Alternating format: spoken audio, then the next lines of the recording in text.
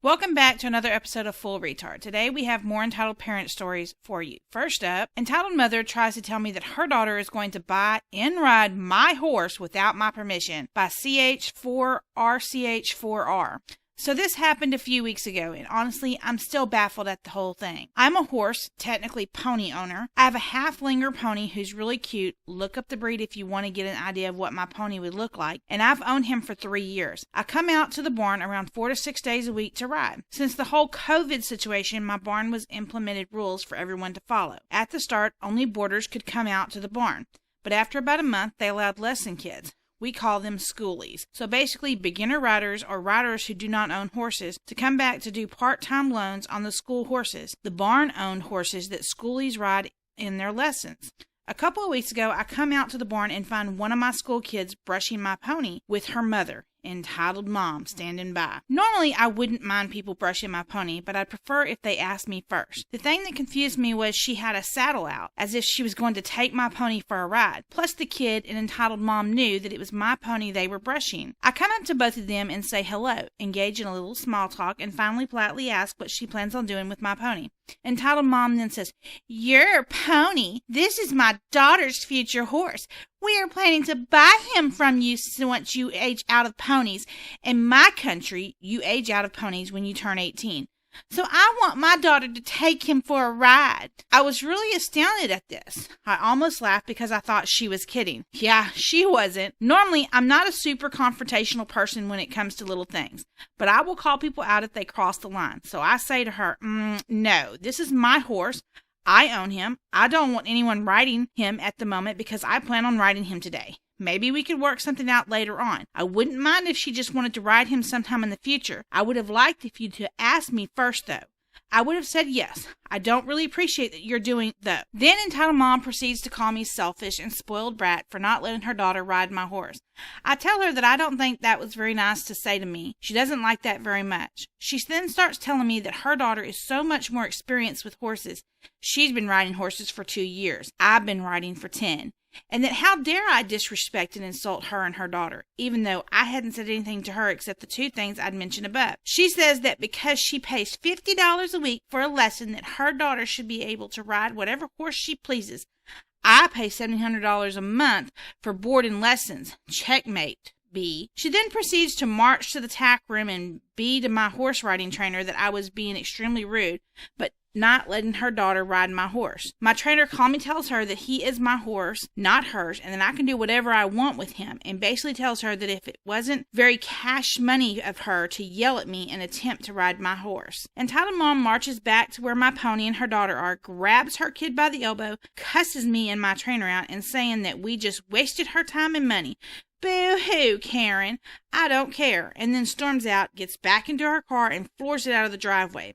My trainer and I look at each other like, WTF just happened. Haven't seen her since. Too long, didn't read. Entitled mom thinks her daughter is entitled to ride whatever horse she wants, and gets upset when I confront her about riding my horse, cusses me out, and leaves. Next up, You Can't Make Me Do That by Charity Equivalent. Too long, didn't read at the bottom. Obligatory mobile format warning. The cast, me, Karen, friend 1, friend 2, friend 3, Karen's friends, daughter, Karen's teenage daughter. Heads up, this will run a little long, so buckle up. This happened a couple weeks ago, so it's pretty fresh on my mind. I work for a pretty popular steakhouse and have worked there for about 7 months.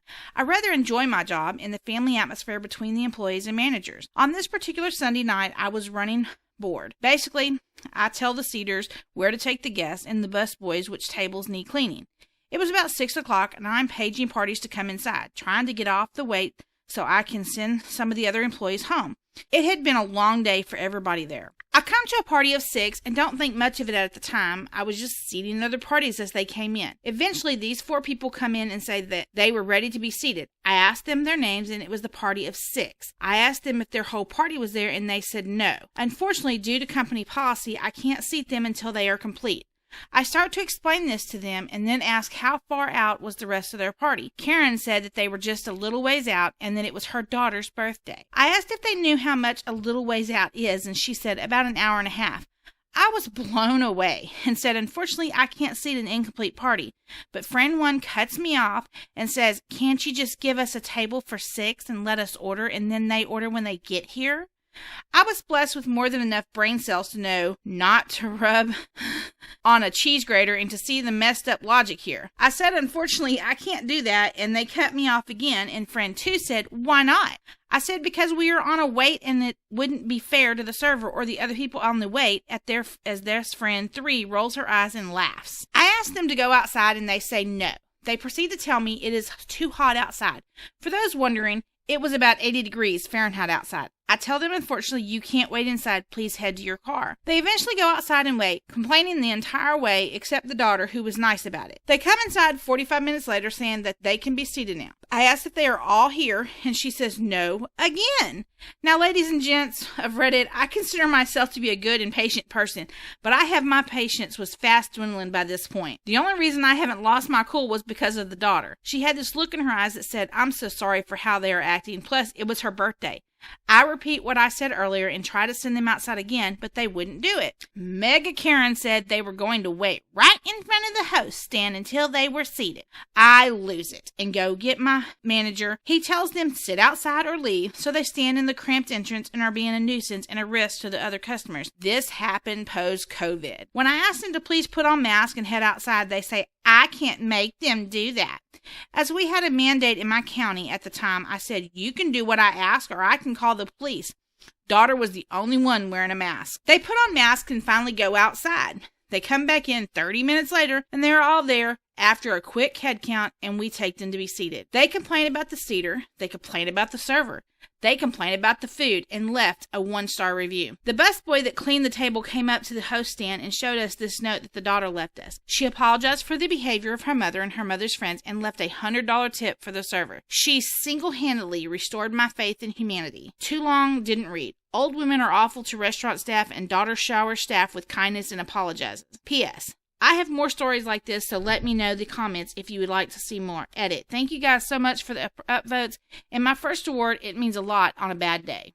Next up, Halloween, but my friends messed up and met Entitled Dad by Kim iDog.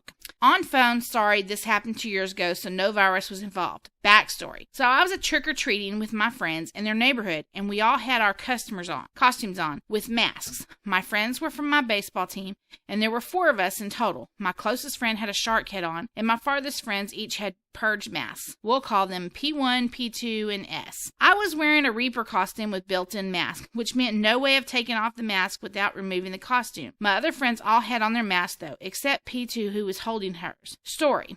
We were walking home, not because we had finished, but because S neighborhood is so big we cannot finish before Halloween is over. So as we were walking, my friends were talking about LGBT people, and I was silent, being as I and some of my friends are part of that community. But I was listening in case they got out of hand. As we were walking, this dad and his kid walked past us because we were walking slowly and heard my friends talking about it, and this is how our conversation went. LOL. Dude, like, all of my friends are gay, and some of my friends aren't even trans. OMG, I got dumped because my girlfriend decided she was lesbian, and then a week later she was back to being straight. My girlfriend moved to her trans cousin's house and dumped me after her cousin changed her. Entitled Dad screaming, can you guys stop talking about that in front of my 10-year-old? Who is literally listening to music with headphones at max volume. I can hear it. I'm sorry, sir. We didn't see you there. Well, maybe you shouldn't talk about that sinful bullcrap. I'm just editing this for curse word reasons. In front of my, no joke, little angel. Well, F you and your precious angel. Me and my friends can talk about whatever the heck we want. Plus, this is a public street and a public neighborhood, and I have the right to talk about whatever the heck I want to. Yeah, that's like the Second Amendment. First, dude. Yeah, that's like the Second Amendment. Entitled Dad. Well, I don't want you ruining my perfect child. Screaming that part. Dude, chill. We'll just go away and you and your kid can be gay somewhere else. S high-five me for that. At this point, his kid had taken off the headphone and was listening. I can go wherever I want, and if you don't stop talking about that BS, I will call the cops on you freaks. That's what he said, freaks. But I wanted to elaborate on the fact that his voice went about 7 octaves higher on that word. Okay, bud, F you, and S stomped off. Alright, boys, let's let this loser be a Karen somewhere else. That got a smile out of us. So we walked to the right of a four-way uphead, and the entitled dad and kid went straight. I cannot stop laughing when I heard this a second later. Hey, Dad, what's gay? Entitled, it's when a huff birch guy loves another guy. Oh, I want to be gay then. Hey, Karen, that's called karma. Finally, my parents out me to everyone by Schnoo Confections 2586. I'm a lesbian who's 13, and I'm not allowed to hang out or have sleepovers with any girl unless their parents know I'm gay. For sleepovers, yeah, okay, I get it, but just to hang out, I can't hang out with my best friend because her parents are homophobic, and it's partly my parents' fault. I'm 13, for God's sake. I don't want to F every girl I see. Thanks for listening. Be sure to like this video and subscribe to the channel. It really helps us out. Subscribe to our podcast and like us on Facebook.